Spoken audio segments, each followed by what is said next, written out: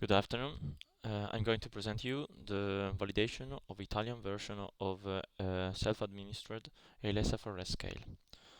ALS-FRS scale is the most widely used scale to evaluate ALS patients.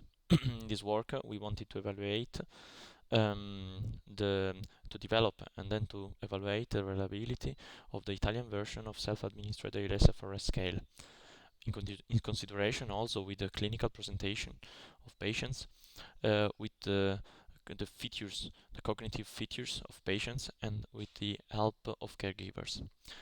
Um, this study was led during the COVID-19 pandemic, during the period of lockdown complete in Italy, between the 27th of March and the 5th of May 2020. Patients were visited in telemedicine regularly, and we created an Italian version of self-administered ALS-FRS scale following the ENCALS recommendations.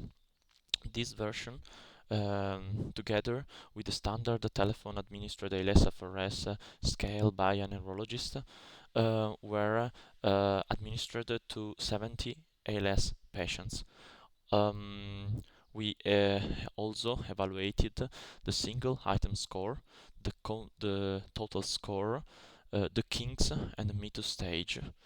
We used Cronbach's alpha coefficient evaluation, Bland-Altman difference plot, Spearman's coefficient, and interclass correlation coefficient. So what result we obtained? Half of these patients were helped by caregiver.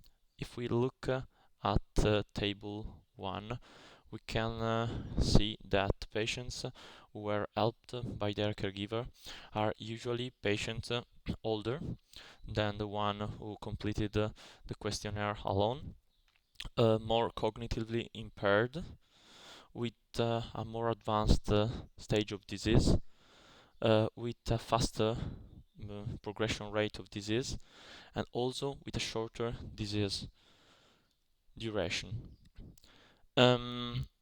We evaluated the interclass correlation coefficient for ALS-FRS scale, both for single items and for total domain, and for total score.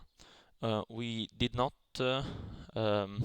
observe any difference according to gender or to cognition, although it was higher, as we said, the help of caregivers in patients with cognitive impairment.